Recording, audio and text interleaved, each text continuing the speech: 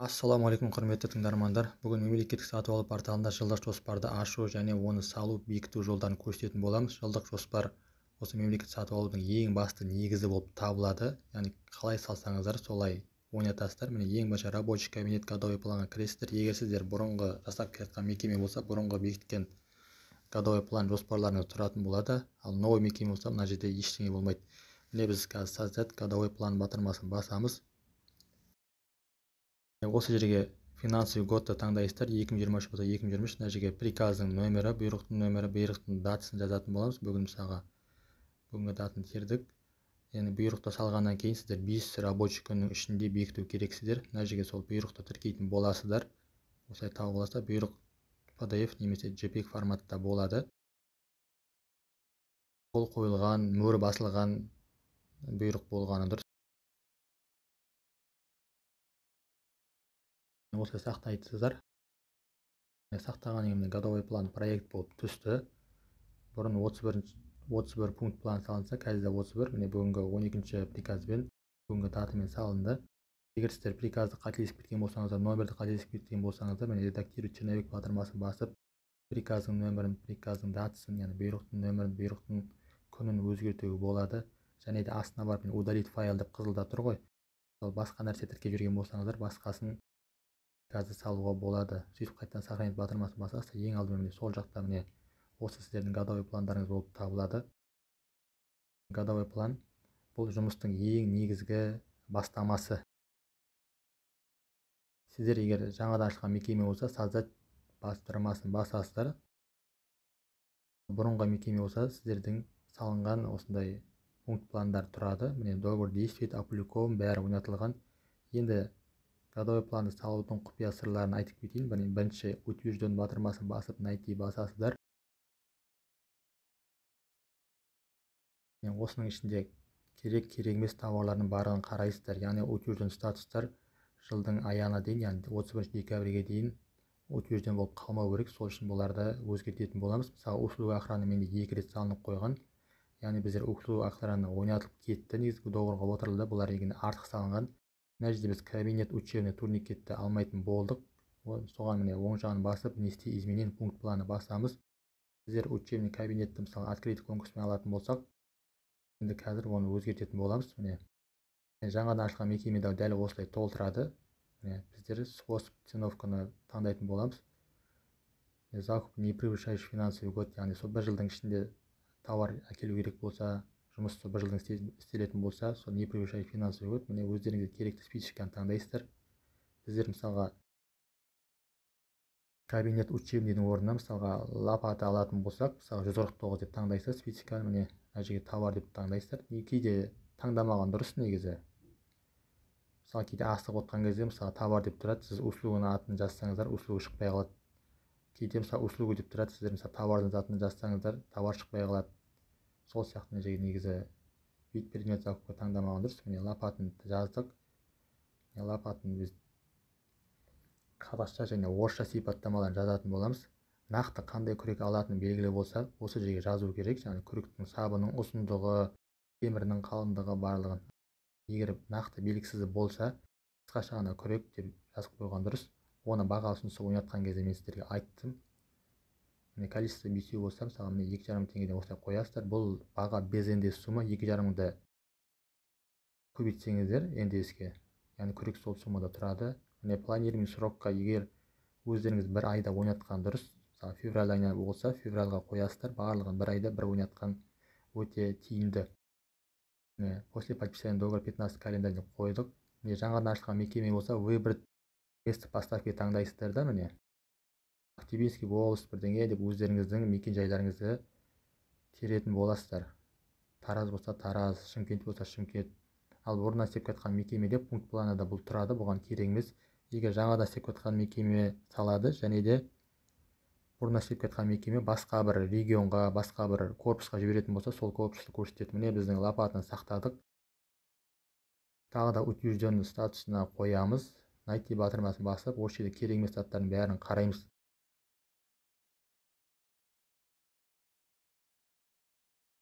Барлығын өзгертеміз. Тағы мына превышающий финансовый год дейді, яғни 2023, 2024, 2025-ке арналған план екен. Соны непревышающий қылып өзгерттік. Міне спецификасын барлығын қарап алыңдар, программа под программа барлығын. Міне біздер қазір тағы да 149 салатын боламыз. Приобретение товар. Негізі қос товарлар көп алынатын болғандықтан қос товарды алып отырмын. Міне бумага деп терейік, бумага А4. Осыны мен тыновкоде айттым. Яғни не үшін бумага деп жазғанымды, оның годовой план сабағында айтамын деп айтқанмын. Міне егер нақты бумага А4-ді алатын болсаңыздар, дәл бүгін бекітіп немесе 1-2 күнде ойнататын болсаңыздар, бумага А4 осындай 80 грамм для печати, ақ, белый деп в одном пачке 500 листов деп жазып кетіңіздер міндетті түрде. Ал егер завхозыңыз телефон алмай жатыр, қандай бумага екені нақты белгісіз болса, міне бұл жаңағы тыновкоде ойнатқан кезде міне характеристика, міне нақты белгісіз болса, тек қана бумага для офиса оборудования деп кетіңіздер, количествосын жазып. Себебі ертеңіне ойнататын кезде завхоз келуі мүмкін. Бумага болғанда андай А4 емес, 500 пачка. Маған андай фото бумага керек, глянцевый бумага керек деген сияқты болып кетуі мүмкін. Міне менде осылай сатақ қойдым. Егер нақты белгісіз болса, осылай бумага для офисного оборудования деп қойыңыздар. Міне оны мен тыновка ойнатқанда міне көрсеттім. Тыновка ойнатқан кезде егер бумага для офисного оборудования болған кезде қазақша және орысша сипаттамасын жазған кезде жазып қоясыздар. Мысалға ақ А4 бумага в одном пачке 500 листов, салмағы 80 грамм деп, яғни бір ақ қағаздың салмағы 80 грамм. Себебі ол одан да жұқасын әкеп беруі мүмкін. Ол 50 грамм тартама, 40 грамм тартама, құттай тесе жылып қалуы мүмкін. Сол себепті граммын, лист барлығын жазған дұрыс. Және де бұл оның фото бумага болып кетуі мүмкін. Басқа да А4 қағаздар көп қой, мысалы неше түрлісі. Осы ойнатқан кезде мен осылай шығады. Соның астына мысалы жылтыры А4-лер болуы мүмкін. Глянцевый, двухсторонняя бумага, мысалы неше түрлі қағаздар көп. Мысалы ойнатқан кезде сөйтіп сақтайсыздар. Яғни түсінікті деп ойлаймын. Нақты алатын зат болса, бумаганың А4 барлығын көрсетіңіздер. Ал нақты белгісіз болса, тек қана офисный бумагады көрсеткен дұрыс. Сол жаңағыдай бір құпияның бірі. Мына жерге пачкасын жазатын боласыздар.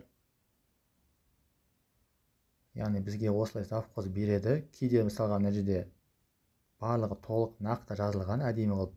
Сіздерге егер қысқаша бумага А4 деп тұрса, мысалы түсінбей жатсаңыздар, жаңағыдай қылып жазасыздар. Количествосын жазайық. Мысалы мына жерге неше количество, мысалы 50 пачка алатын болсақ, бір пачкаде 500 штук болады. Егер коробкамен көрсетсеңіздер, саған бір жағынан мысалға 50 коробка деген 500-100 пачка болуы мүмкін. Біздер сонымен 100 пачка деп қойдық. Және де осы жерде нақты завхозбен сұрап алыңыздар. Мысалға 50 пачка А4 жете ма? Сіздер қазір февральда ойнатқанмен келесі жылдың февраліне деген қағаз болмайды. Сол себепті нақтылап есептеп алыңыздар деп завхоздан сұрап келісіп алыңыздар. Себебі декабрьде, январда қағаз керек еді деп жүрмес үшін. Тағы да годовой планға кіреміз да утвержден статусты қараймыз. Бізге барлығы жылдың аяғына дейін сатылатын сияқты. Және черновикке басамыз да, жаңа бумага мысалға сақтадық қой.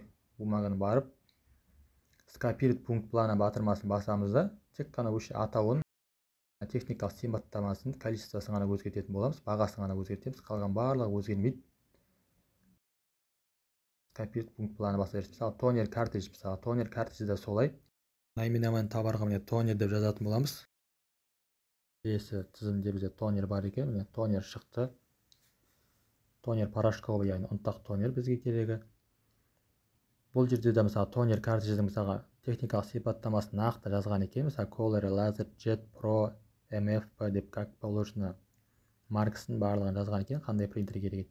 Егер сіздер нақты білмей тұрсаңыздар, бұны да жаңағыдай сияқты тонер картридж деп қойыңыздар. Тонер десе түсінбеуі мүмкін, қасында картридж деп. Мысалға сіздер қазір планға салып қойсаңыздар, HP Laser Jet деп салып қоясыздар, мысалға соған керек деп. Картридж деп қойыңыздар. Мысалы Laser Jet деп жазып қойсаңыздар, завхоз айтуы мүмкін. Негізі ол Epsonға керек еді картридж. F-сінде жаздыңыз деп. Сол кезде мысалы міне 15 календарында тұр, міне практически, яғни сипаттамасында мысалға мына жерде бізде жаңа А4 деп жаздық қой. Осы жерге сіздер Epson деп жазатын болсаңыздар, Epsonға керек деп айтты ғой мысалға, Epsonға жазсаңыздар, ана жерде жаңа жоғары жерде шығып тұрады LaserJet HP деп. Сосын ұтып алған поставщик ертең қателесіп кетеді да, қайсысы арзан соны әкеп береді. Мысалы HP LaserJet арзан болады да, Epson қымбат болса, сізге HP-дікін әкеп береді. Сосын сіз сонымен отырасыз. Соттасқан жағдайда да онда дәлелдей алмайсыздар да. Сол себепті мысалы завхоздан нақтылап сұрап алыңыздар. Егер техникалық сипаттама жазылмаған болса, қысқаша ғана планды бүгін бекіту керек болса, басқа договорлар жіберу керек болса, қапыл батсаңыз, мысалға қысқаша ғана тонер картриджі жазып кетіңіздер. Себебі ертең ана жоғары жерде тонер картридж HP LaserJet деп тұрады, мына техникалық сипаттамада Epson деп тұрады да, ертең сол қиын болады. Біздер міне тонерді салып болдық. Тонердің количествосын, ценасын көрсеттік. Міне қарасаңыздар, тонер, бумага, лопата барлығы түсті. Егер артық болса, оны өшіріп тастаймыз. Мысалға тағы да қараймыз. Утвержденный список, қандай списоктер бар екен, бізге керек емес түсімдердің барлығын қарайтын боламыз.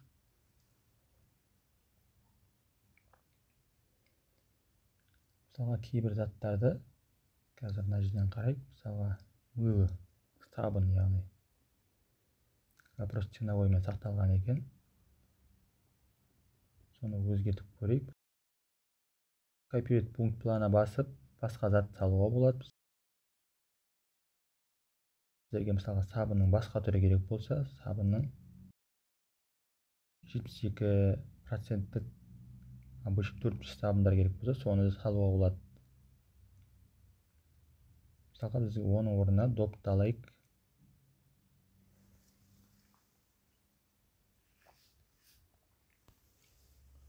Мына жерге допты таңдағанда да дәл солай мысалы. Олимпийский стандартқа сай сондай қымбат доп алатын болсаңыздар, осы жерге техникалық сипаттамасын қазақша және орысша жазған дұрыс. Яғни жерге ұрған кезде ұшу бағыты, осындай өлшемі, нөмір 4-тік. Ал әзірге басқа доп аласыздар ма белгісіз болса, қысқаша ғана мяч деп қойыңыздар. Себебі ол бастауыш класстарға, кішкентай балдарға, садиктегі балдарға арналған доп болуы мүмкін. Тізімде қандай доп екені белгісіз, сол себепті біздер қазір нақты бізде белгілі футбольный мяч екенін сосын біздер жазып қойдық. Негізі ұзақ қылып жазсаңыздар, сол соғұрлым тиімді сол тауардың келетініне. Егер сол сабынды алмайтын болсақ, внести изменение пункт плана басамыз. Ал егер дәл сондай сабын басқаша заттар алатын болсақ, копировать пункт плана басатын боламыз.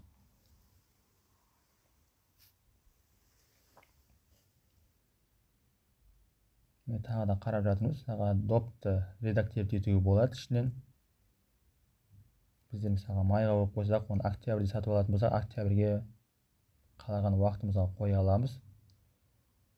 Негізі мен барлығын бір айға қоямын. Мысалға январь немесе февральға қойып, барлығын бір ойнатам. Менде көбісі февральда тұр, февральда ойнатам. Февраль қалай басталады, солай. Себебі жылдың екінші жартысында, яғни июль, августтерде ойнату өте қиын болады. Кейде товар келмей қалады, онымен соттасасың, біраз уақыттар кетіп қалады. Сол себепті январь-февральда ертерек ойнатып тастап, кешіп отырған жақсы. Диохлор сатып алатын болдық мысалға. Мысал ретінде октябрьге қойып жатырмын. Негізі январь-февральға қойып ойнатқан өте тиімді.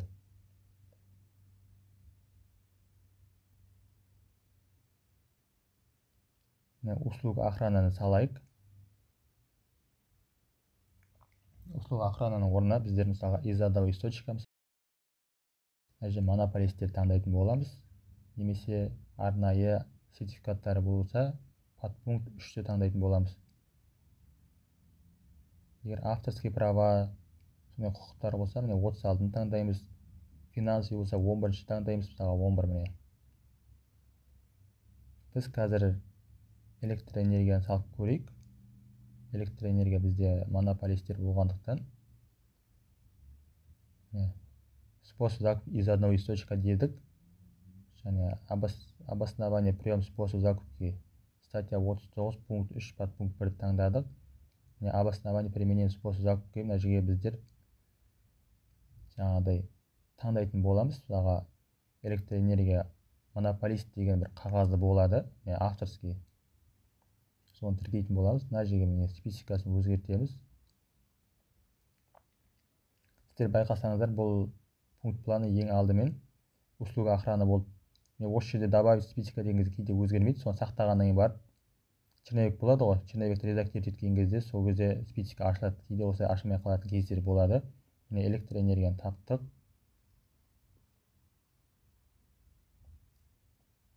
Любой пункт плананы ашып, внести изменения деп қалаған затқа өзгерте аласыздар.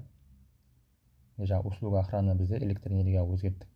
Услуга охрананың мына жерде срок поставки көрсеткен екен, біз соны өшіріп тастап, январь, февраль, январь, декабрь, қаңтар, желтоқсан деп жаздық. Электроэнергиямыз түсті. Жаңа байқасаңыздар, сіздер спецификасы өзгермеді, яғни 159 болып қалып қойды ғой. Редактировать басамыз, осы кезде шықты. Кей кезде салып жатқан кезде специфика шықпай қалады. Оған қатты қорықпаңыздар.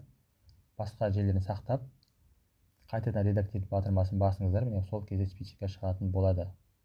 Ол тек қана мына 151 емес, 149 товар, услуга, басқа да специфика салған кезде солай жасайсыздар, шықпай жатса. Және услуга охрананы біздер бірден 3 жылға ойнатамыз. Оны да салып қояйық. Способ, открытие способ конкурса.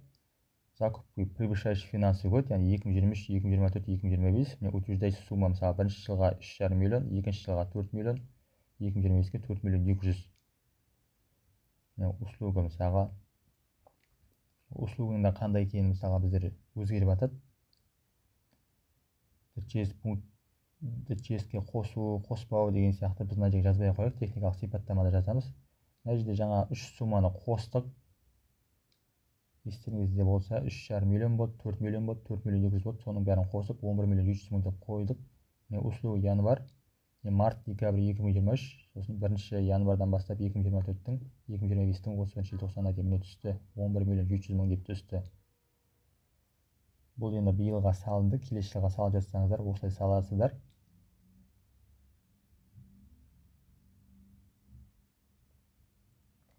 Рабочий кабинет. Сізде 31 пункт планы болған еді, 36 болды. Осылай басып, утвердить басқан кезде қайтадан салғандарыңыз қосылады. Мысалға, скопировать пункт планы болған басқан болсаңыздар, ол 32-33 болып қосылады. Ал кейбірлерді внести изменение пункт планы болсаңыздар, олар орындар көбеймейді. Проект болып тұр. Проект болған кезде барлығын мұқият қарап алыңыздар.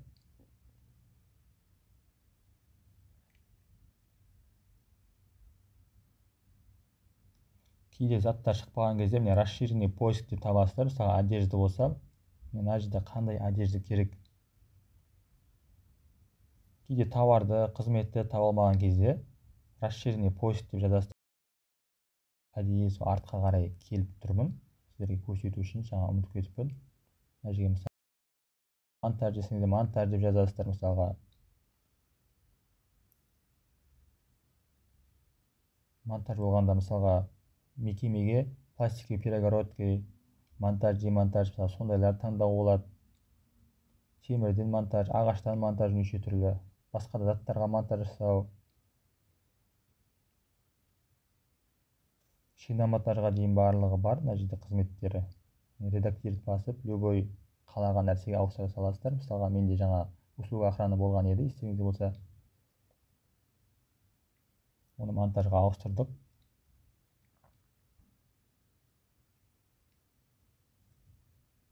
Өстіп барлығын қарап аласыздар. Бізге қазір О-маркетпен мына заттарды сатып алу керек болып тұр.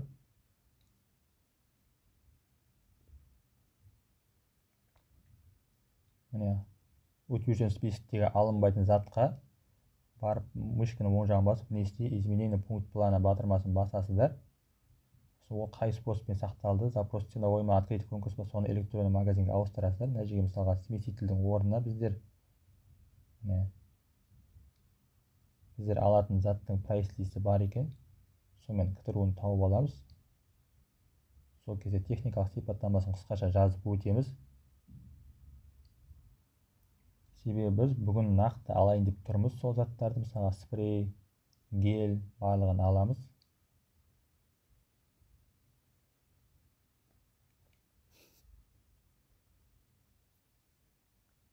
Количествосын, ценасын көрсетіп, қалаған айға қоямыз. Біздер қазір январға қояйық мысалға. Электронный магазин средства моющие шықты. Электронный магазин январда тұр. Черновик болып түсті.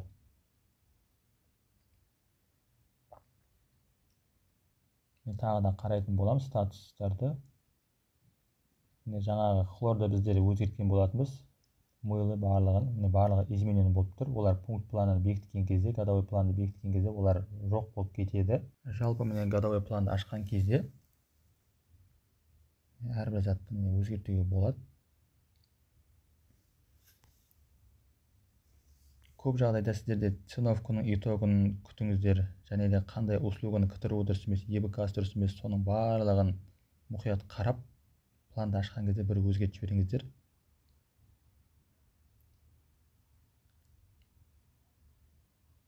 Біздер келесі затты салып жатырмыз, штука деп барлығын салып жатырмыз.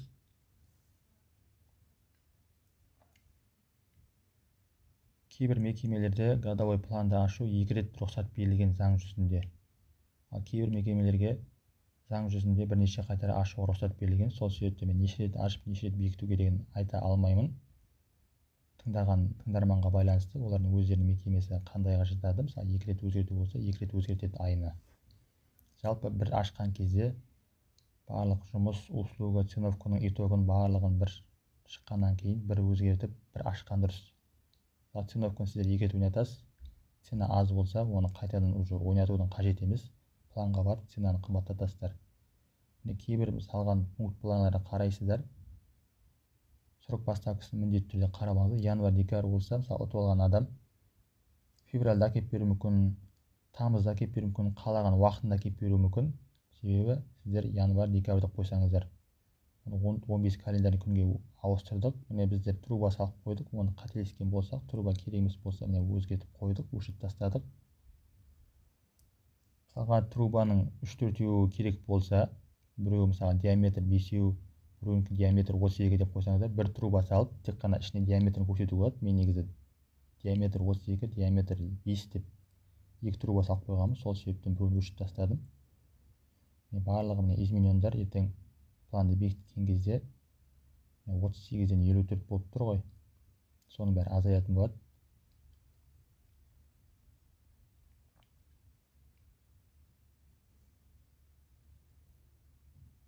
Қарасаңыздар, менде ценовка салып қойдық. Ветошь, моющее средство, белизна барлығы тұр.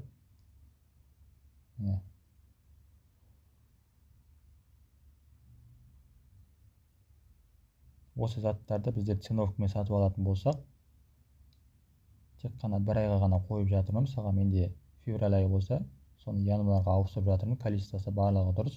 Барлығын салып, бір ойнатқан өте тиімді.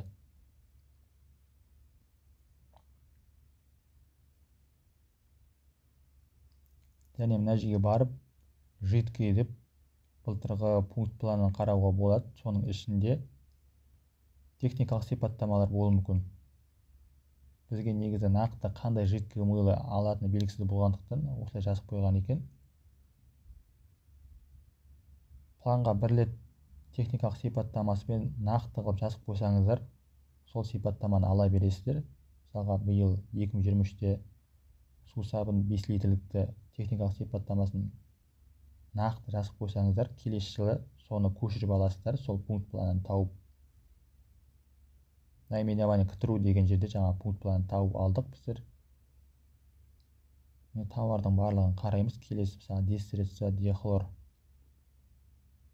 Соны ценовкамен алатын болсақ, внести изменение пункт планы барлығы ценовоймен тұр. Барлығы диахлор. Диахлордың біздер бір упаковка неше таблетка екенін біз білмейміз. Оны завхоз берген тізімдерде бермеген. Бізде диахлор 30 таблетка в одном банке дейді. Мысалы мынау 2022-де ойнатқанымыз біздер. Соны мына жерге көшіріп алып жазатын боламыз. Годовой планды негізі бір рет жақсылап салып алсаңыздар, келесі жылда сол керек болады, ішінен сол тауарды жаза қоясыздар. Себебі жылдан жылға әртүрлі тауарлар алу ол өте сирек, көбіне сол қайталанады. Мысалы 2022-те алынған заттарды бізде 2023-те алып жатырмыз. Кем дегенде 80% сол 2022 заттары қайталап алынады.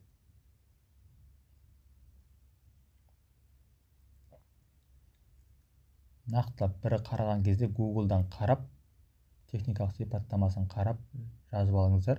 Содан кейін соны көшіріп отырасыздар. Міне менде жаңа айтқан труба, пластикалық труба диаметр 33 және міне диаметр 50 деп тұр. Мен оны екеуін екі түрлі қылып салып қойған екенмін.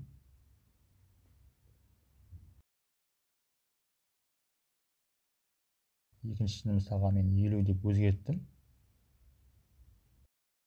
Кранда тоже солай. Кран 25, кран 32 деп. Негізі бір пункт планы салып, кран деп диаметр мысалға 32-ден 10 штук, 50-ден 40 штук деп жазуға болады. Сол кезде кранды бір адам ғана ұтып алады. Ал қазір әртүрлі пункт планы болса, ана кранды басқа адам ұтып алады, ана кранды басқа адам ұтып алады. Анадан ана кран күтесіз, мынадан мына кран күтесіз, сондай шамалы қиыншылықтар болады. Міне мен біріктіріп жібердім. Міне кран диаметр 25 12 штук, кран диаметр 32 10 штук. Мына жерге количествосына 22 штук деп қойдық. Міне ортақ ценаны қойдым. Олардың бағалары негізі бірдей. Біреу 1500 теңге, біреу 1300 теңге тұратын болса, средний ценаны қойдым. Осылай бекітіп қойдық. Сіздерге бар білгенімен бөлісіп, жылдық план ашқан кезде мен осындай Excel'де план жүргізетін боламын. План 2023. 151 специфика бойынша природный газ, холодный водосток, электроэнергия барлығы статьясы жазылып тұр. Статья 39 пункт 3 подпункт 1. Мына жерге цена безенде салатын боламыз. Себебі біздер годовой планға мемлекет сатып алу порталына біздер безенде салатын боламыз. Сол себепте ол сумма көрініп тұру керек. Мына жерге поставщиктерін жазып қоямыз. Бұл жерде мен асығыстық танытып, яғни тек қана сумма СНДС жазып қойдым. 2 миллион 700 миллион 800 миллион жарым деп. Мысалға бізге сол спецификадан 6 миллион берілген болса, міне 6 миллион алып тастаймыз. Сол кезде экономия бізде 0. Яғни бізде артық ақша жоқ. Осылай қарап отырасыздар. Мысалға сіздер безенде салғаннан кейін СНДСін көбейтіп осы жерге қойған кезде сіздер планнан ашып кеттіңіздер ма, асып кетсеңіздер басқа спецификадан ақша аласыздар ма, немесе қосымша ақша сұратасыздар ма? Міне 152 интернет пен телефонда дәл солай. Міне 89 мың безендес тұр екен, СНДСім 100 мың. Анау 640 мың безендес, СНДСім 716 800. Бізге 816 800 теңге ақша бөлінген екен. Міне договор нөмірі 7 және 6 действует болып тұр. Қазақтелеком ұтып алды. Мысалға және услугасы қызметі срок поставки январь-декабрь деп қойылған. Бізге мысалға одан 300 мың берілген демей қояйық, ол аз шығар. Мысалға бізге интернетке көп ақша берді. Мысалға 1 200 000 берген болса,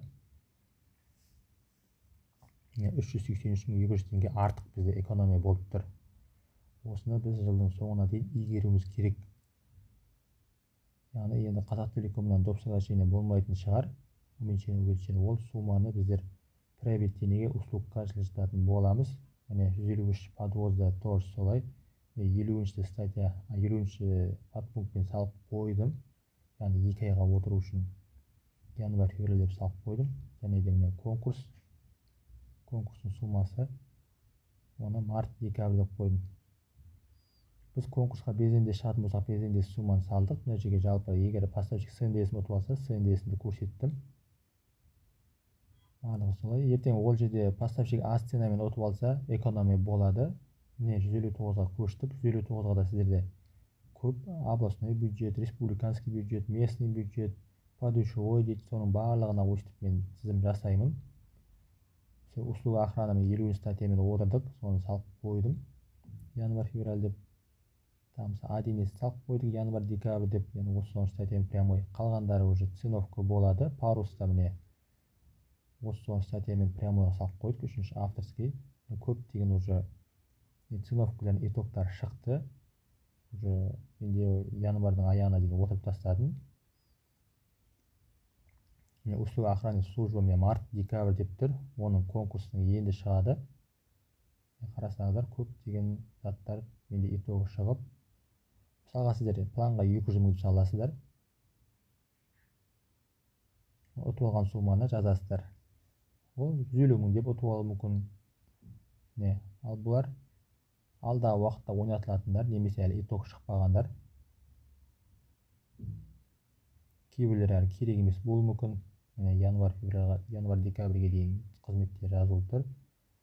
Ал мына жерде біздер информация поддержка сайта дегендерді біздер прямоймен салғанмен, бірақ прямоймен ойнатпаймыз. Біздер бұны циновкаға ауыстырып қойдық. Жаңа жүзінде болмайды. Алдағы уақытта бұлар ойнатылатын болады. Және де тағы да қосымша ақша берілген болса, соның барлығын салып қоямыз. Мысалға бізге 159-дан қанша ақша беріп, 25 миллион берілген болса, қанша экономия болып тұр, соны қазір қарайтын боламыз.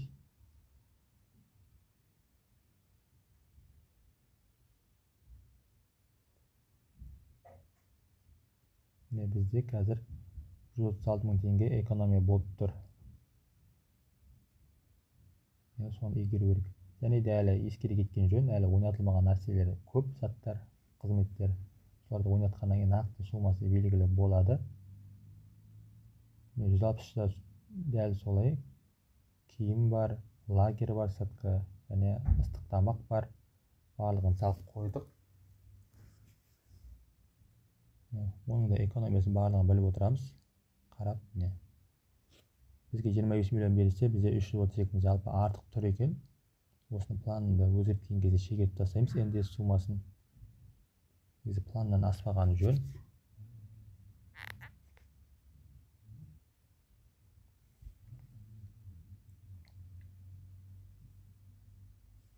$149-да мен салып қойдым. Менде көп тауарлар январь айында ойнатылып, $28 дейін долларға отырып, барлық сатысы действиет болып тұр. Олар тауарды әкелуде.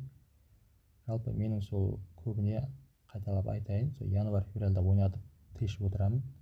Январь-февральда ойнатқан кезде сіздер айтасыздар, кім мысалға тауарды жазып беретін адамға сразу бірден 1 жылдық тауардың тізімін жазыңыздар. Соны мен декабрьде алып алам, маған тізім береді. Тізімді мен декабрь айында алып алам. Сосын январьда ойнатамын. Сосын ол кісіге айтасыз, ертең жұмыстан қайтып бара жатқанда бумага керек еді, тағы мысалы веточ керек еді, тряпка керек еді, салфетка керек еді деген әңгімені айтпаңыздар деп ескертесіздер. Жылдың 1 жылға бір ойнатасыздар. Тағы да керек заттар болса, экономия болады ғой. Экономияны осылай салып қоясыздар. Мысалға экономияға не ойнатасыздар, тағы да мусорный пакет аз болып қалса, тағы да ойнатуға болады. Жалпы бір айда бір ойнатқан өте тиімді. Мысалға тағы экономияға түседі ақша. Сізде планда 2 миллион ақша болды, сіздер соны 2 миллионға ойнатқан кезде 1000 теңгенің затын біреу 500 теңгеге ұтып алады, 700 теңгеге ұтып алады, 2000 теңгенің тауарын біреу 1500 теңгеге ұтып алады, 1700 теңгеге ұтып алады, сонымен экономия қалады ғой. Сол экономияға тағы да керек заттарды өстіп саласыздар. Біздер мысалға 550 теңгенің затын мысалға поставщик неше теңгеге ұтып алуы мүмкін, мысалға 540 теңгеден ұтып алатын, сөйтіп экономия болады. Сол экономияға сіздер ойнататын боласыздар. Көрдіңіздер ме? Бізде қазір экономия 1 800 000 артық болып тұр. Біз артық ойнатып жібердік. Мысалға бұл сіздерге мысал ретінде келтіріп жатқаным. Сосын мына жерге договордың нөмірін жазасыздар, ұтып алған поставщик жазасыздар. Себебі бұл Excel сақталатын болады. Келесі жылды да қарасаңыздар, жылдың соңында бір отчет берген кезде керек болады. директордың алдына барған кезде жақсы бухгалтердің отчеты да жақсы болады. Сол себептен жауапкершілікпен алып бірден нақты көрсетуге өте тиімді. Қазір порталды қарап келейін, сайтты қарап келейін деп жүрмейсіздер. Барлығын осылай салып, осылай бекітіп қоясыздар. Осыны көрсете қоясыздар. Керек еместерін осылай белгілеп аласыздар.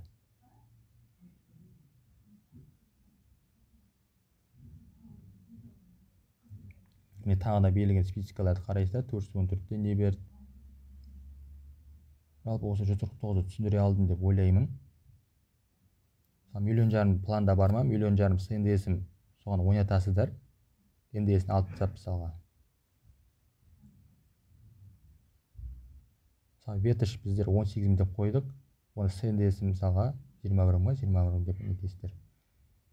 Және де кейбір заттарда спецификадан қателескен болсаңыздар, ол казначействодан өтпей жатады. Сондай жағдайлар орын алып жатады. Мысалға технический обслуживание трансформаторы. Ол бізде 159-дан кетеді. Біз оны доғырға отырып казначействоға жібердік. Казначействодан өтпейтіндігін хабарлап айтты. Енді біздер қазір оны 31 январда күні жібердік. Ол өзінен өзі автоматын түрде ертең казначействодан өтпеді деп шығатын болады. 153-пен жазып қойғанбыз. План салған кезде қателесіп. 5 жұмыс күннен кейін осы жерге шығады, отправка на регистрацию казначействода қайтадан шығатын болады. Сол кезде планды ашып өзгертетін боламыз. Предмет договорды қарасаңыздар, технический обслуживание трансформатор деп барлығын әдемілеп жазғанбыз, бірақ спецификадан қателескенбіз. Мына жерде жазылып тұр, 153-ті.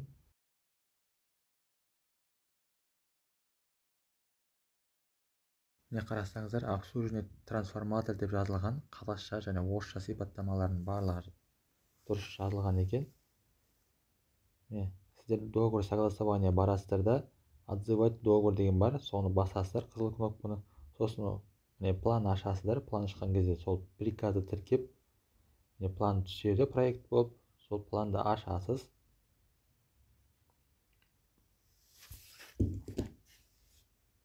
Планды ашқаннан кейін жаңағы пункт планını біздер тауып алатын боламыз. Ол үшін мышканы оң жағына барып, новый вкладке ашып, сол договор тауып аламыз. Договордың ішінде пункт планını тауып алдық. Соны осы жерге қоятын боламыз.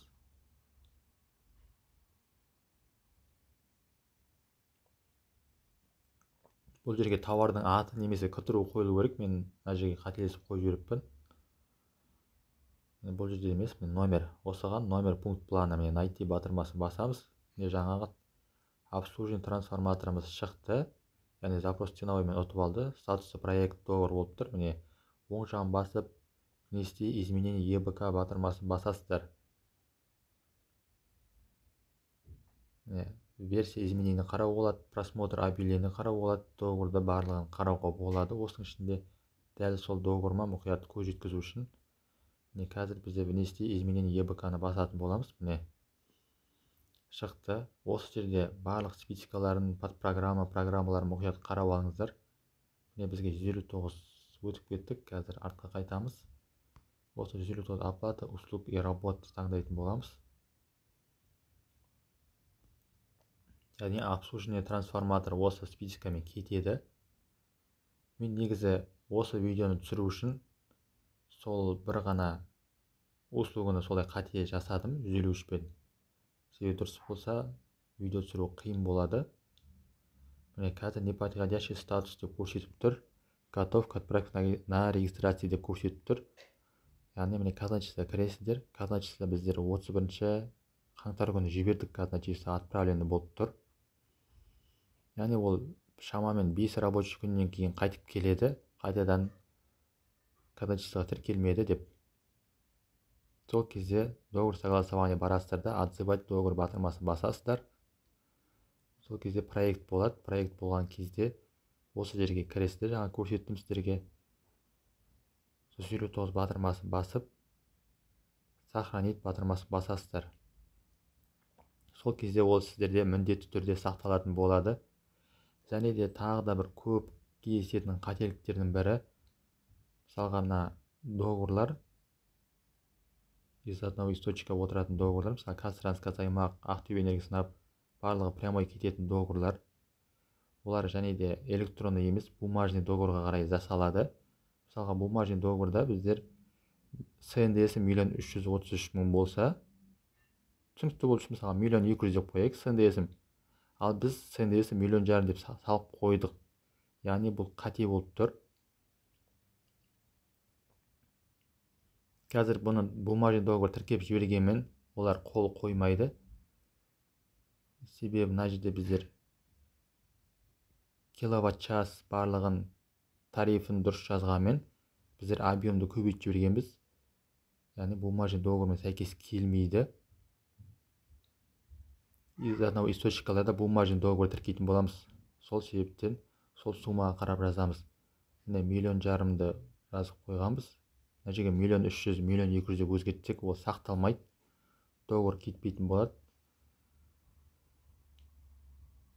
Былай қарасаңыз 0.82, 0.45, 151 спецификасы барлығы дұрыс жазылған. Жоғарыға көрсетсек, монополист, яғни 30 статья пункт 3 подпункт 1 мен әдемі жазылған екен.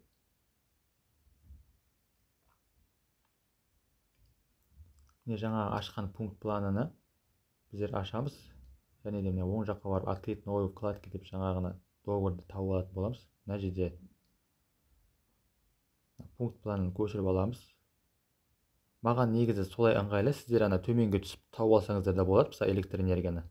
Және наименование КТРУ деген электро деп жазсаңыздар да шығады. Бірақ кейде басқа нәрсені өзгертіп қоймау үшін сол пункт планын көшіріп алып, внести изменение ЕБК деп тұр. Бұл жерде бұның суммасы өзгермейді, тек қана ЕБК өзгертуге рұқсат беріп тұр. Проект договоры болғасын. Жаңағыда біз спецификаны қателестік 153-те 159-ның орнына 153 деп салып қойдық. Оны ЕБК-ны өзгертетін болдық. Ал мына жерде міне электр энергияда сумманы өзгерту керек. Түсініп тұрсыздар ғой да? Сол үшін міне договорға барамыз. 1,5 миллион деп тұр ғой, жаңа электр энергия дерек. Мысалға мына жерде X деген батырма бар. Егер сіздер согласование тұрса, соны отзывать етіп проект болғаннан кейін барып, ол сумма өзгереді. Мына жерде X-ті басқаннан кейін договор өшіріледі. X батырмасын басып договорды өшіретін боламыз. Мен договор удален дейді. Енді көрсетпей қойын, мына жерде басқа да договорлар бар. Сол себепті міне электр энергияның договорын өшірдік.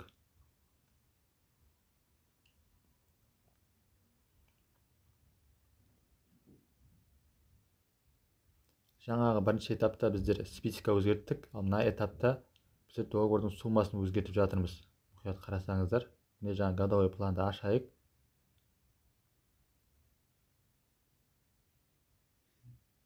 Жаңа пункт план электр энергия тауып алсақ, статус осыған дейін проект договоры болып тұрды ғой.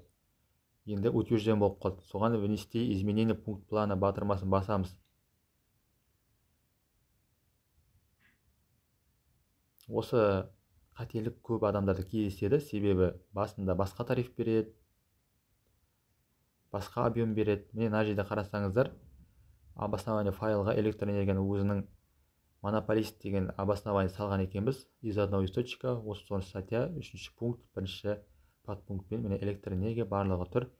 Енді біздер мына жерде 1.339.000, ол СНДСі 1,5 миллион теңге болып кетіп тұр.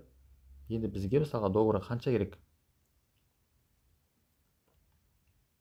СНДСі 1.300.000 керек болатын болса, сол 1.300.000 НДС суммасын алып тастаймыз. Сол кезде қанша шығады? Мысалға 1.185.600 болатын болса, сол объемға жасаймыз. Енді бұл жерде нақты точно осы сумма деп айта алмаймын, без НДС сумма. Шамамен келтіріп жатырмыз. Сол сумманы НДСке көбейткен кезде жаңа 1.300.000 шығады. Мен сонымен төменге түсіп, сохранить батырмасын басасыздар. Міне біздің электр энергиямыз түсті. Міне мысалға 1.185.600 теңге болып тұр. Из одного источника январь барлығы тұр. Киловаттын азайттық біздер объемын. Міне осы сіздерге СНДСім сумма, мысалға 1.300.000 ба, 1.200.000 ба, соған келетіндей қылып договор жібересіздер. Мына жерге показать версия изменения внесения қарауға болады. бұрын қандай болды соны қарап аласыздар. Кейде пункт планын таба алмай қаласыздар, сол кезде внести изменениеге показать версия изменения қарасаңыздар шығады қайсыған өзгерткендеріңіз. Міне осылай біз бір ғана пункт планын өзгерттік, содан утверждить басасыздар. Міне қарасаңыздар, годовой план питания обучающий бар. Бізде 2023 жылдың 6 қаңтарында бекіткен екенбіз. Міне ішін ашсақ, біздерде яғни питания бір жылға бірден отырдық. Себебі бір рет конкурсқа отырғаннан кейін 3 жыл қатарынан отыруға болады, яғни 2 жыл қатарынан. Солай отырдық. Және де сіздерге салып кетейін, түсінікті болу үшін. Егер конкурс ойнататын болсаңыздар, до подведения итог отыратын болсаңыздар, соны көрсетуге бел будым. Міне қайтадан план ашасыздар.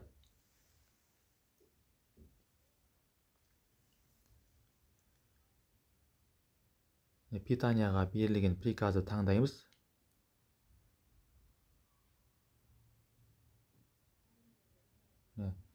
Питание обучающий дегенге міндетті түрде галочка қоясыздар. Сол кезде жаңа годовой планда тұрды ғой.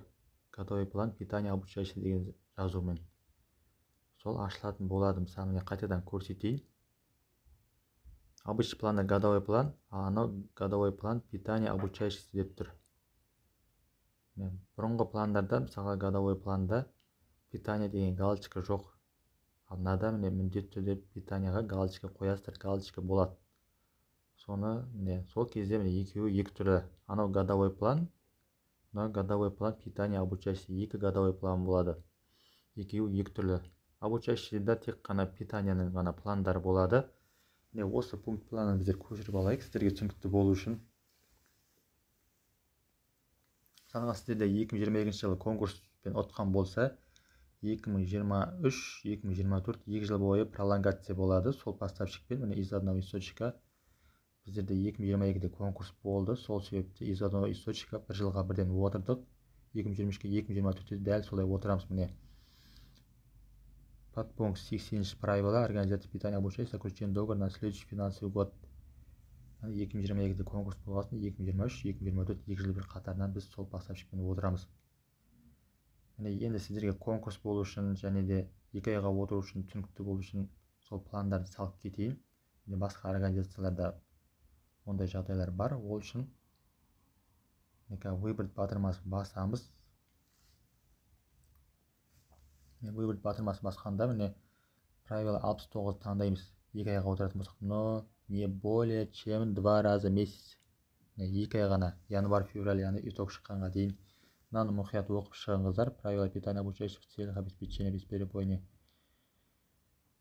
не превышающий объем закупок. Яғни сол ценаға ұтып алды ғой 2022-де. Соны 2 айға отырасыздар сол ценамен. Цена көтерілмеу керек. Осыны дәл солай сақтайсыздар. Мына жерге обоснование тіркейсіздер. Мына жерге суммасын өзгертесіздер. Мысалға бізде бір жылға 12 миллион болса, соны неше ай оқиды? 9 ай оқиса, 9-ға бөлесіздер. Сол шыққан санды 2 айға көбейтесіздер ме? Өздеріңіз бала санына қарай, баланың қатысымына қарай жазатын боласыздар. Және январда ойнататын болғасын, оны январь-февраль, қаңтар-ақпан деп өзгертесіздер.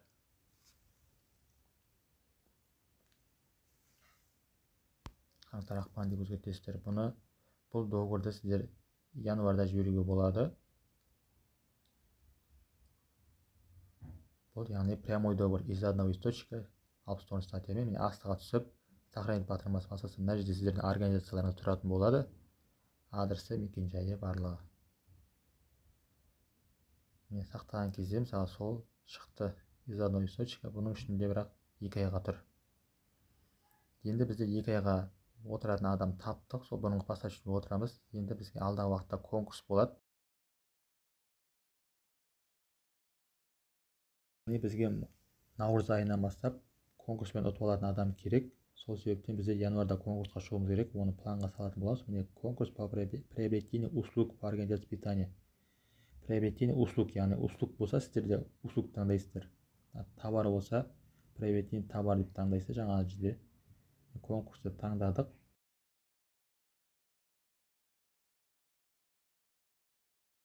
не превышающий финансовый год. Осы жерге техникалық сипаттамасын жазып кетеміз. Міне малообеспеченный семьяға питание деп. Мына жерге суммасын өзгертесіздер, яғни конкурстың суммасы қанша болады, безінде сумма қоясыздар міндетті түрде. Мысалға сіздерде конкурсқа 15 миллион бөлінген болса, соның безінде суммасын есептеп жазасыздар. Мына жерге поставкаға март, декабрь, наурыз, желтоқсан айын қоясыздар. Яғни біздер январь, февральға 2 айға отырдық. Жаңағы поставщикпен жаңа салдық қой планға. Сонымен отырамыз. Сосын январь айында конкурс ойнатамыз. Ұтып алған адам сол марттан бастап доғырға отырып, марттан бастап қызмет атқаратын болады. Астыға түсіп, сохранить бағдарламасы бастық. Конкурс по приобретению услуг по организации питания болып тұр. Из одного источника январь, февральға отыратын екеуі жазылып тұр. Ал егер сіздерде прямой бір жылға отыратын болсаңыздар, бұл да тұр 80-ші правиламен. Үшеуін де салдым. Проект болады. Сіздер соны утвердить батырмасын басып, планды бекітесіздер. Бұл питанияның планы годовой планға ешқандай қатысы жоқ. Сіздер мысалы годовой план 2 рет ашып қойсаңыздар, питанияны аша бересіздер. Осылай бекітесіздер. Енді біздерге годовой план түсінікті, питанияда түсінікті деп ойлаймын. Менде салулы тұр, және доғырға отырдық, сол себептен өшіріп тастадым. Жай ғана сіздерге түсіндіріп кеттім, мысал ретінде. Енді алдағы уақытта ең салуға болады, қандай өзгеріс бар. Услуга охрана мына жерге жазамыз. Поиск деп бассақ, мысалға услуга охрана бізде тұр. Үшеуі тұр екен. Яғни бізде мысалға 2023-тің январдан бастап доғырға отыру керек услуга охрана. Сол себепті біздер 2022-нің декабрінде доғырға отыруымыз керекпіз. Сол поставщикпен қарасаңыздар, новый пункт плана создавать етесіздер да, продление договора деп таңдайсыздар, тип дополнения. Мына жерге номер пункті деген кезде бұрынғы отырған доғыр бар ғой, мысалы 2022-де кіммен отырдыңыздар услуга охрана, соны тауып аласыздар. Оны мысалы 2022-де ашамыз.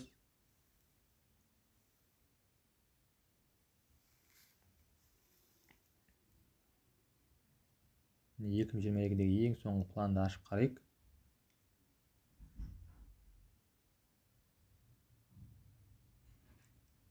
Міне осы жерге пункт планын тереміз.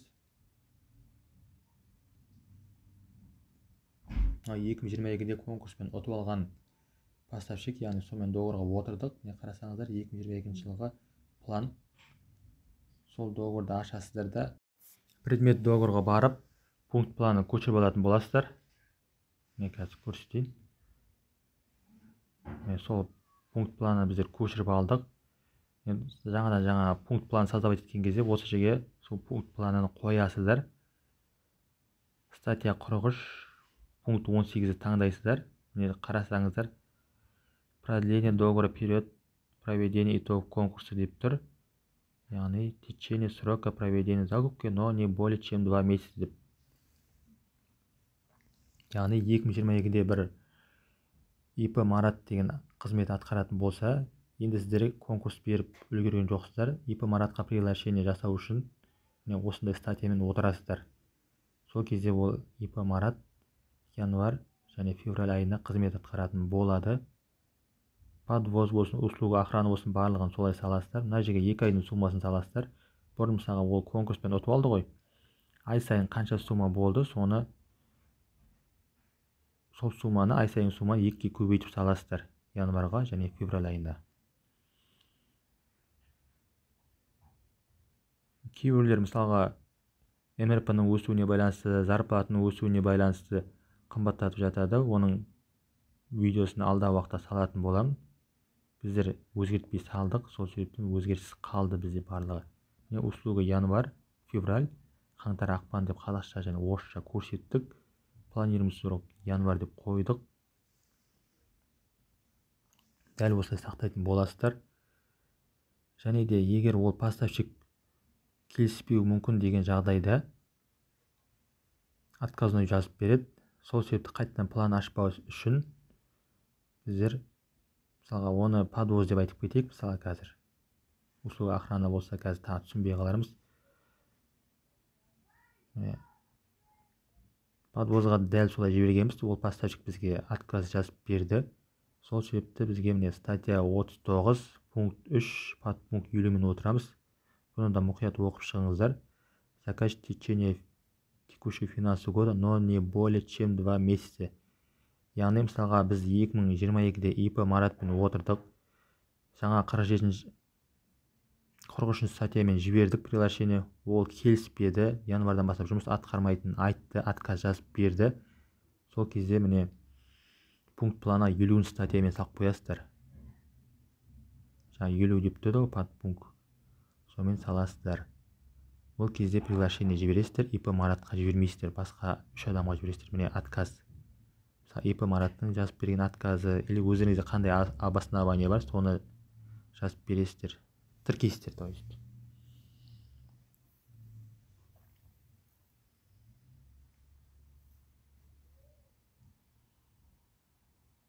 Мысалға сіздер 2023-те қызмет атқарған поставщикпен отыратын болсаңдар, жаңа 43-пен жібересіздер.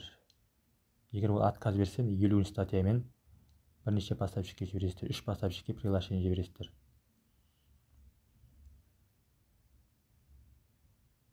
Услуга охраны.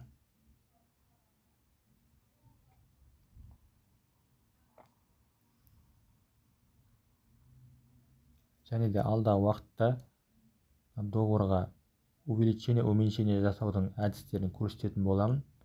Бізде қазір жылдың басы болғасын уменьшение, увеличение жоқ. Сол себепте мен нақты көрсете алмаймын. Мысал ретінде көрсетіп кетейін. Сіздер новый пункт план создавать етесіздер да, мына жерге міне тип дополнения согласования деген кезде соглашениеге продление договоры болмайды, изменение договоры дейсіздер. Сосын жаңа 2023-те қай договорға отырдыңыздар, сол договордың предмет договоры барасыздар да пункт планы көшіріп аласыздар. Мына жерде 2022-ні көшірмейсіздер. Енді мен оны менде қазір болмағасын видеосын түсірмедім. 2023-те отырған қандай мысалға бір услуганы жазасыздар, предмет договоры таңдап, пункт планы көшіріп аласыздар да жаңа жерге қоясыздар. Продление договор емес, изменение договорға қоясыздар да. Соның ішінде өзінің обоснованиялары шығады. Увеличение объема при неизменных цены деп шығады. Соны жазатын боласыздар таңдап. Оны алдағы уақытта арнайы видео түсіретін боламын сіздер үшін. Ал егер уменьшение болатын болса, договордың үстіне басасыздар да, оң жағында внести изменение пункт плана дейсіз. Мысалы, 1,5 миллион болса, соған миллионға өзгертетін болсаңыздар, миллион деп қоясыздар. Жаңа обоснование осы жерге шығады сіздерге. При неизменности цены объемның өсуіне байланысты бағаны өзгермейді деп жаңағыдай көрсететін боласыздар. Сонымен сақтайсыздар. Негізі ең басты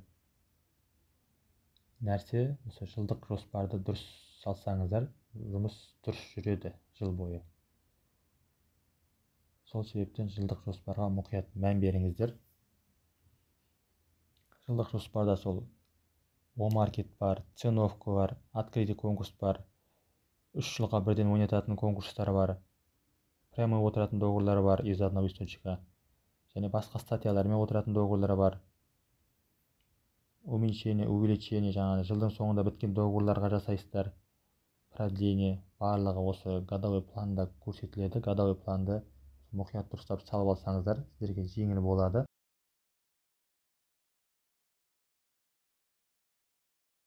Егер сіздер міне увеличение жасайтын болсаңыздар, мына жерде барлығы солай тұрады. Тек қана суммасын ғана өзгертетін боласыздар. Оған арнайы алдағы уақытта видео түсіретін боламын. Егер сіздерге не түсініксіз, соны комментарийға жазыңыздар.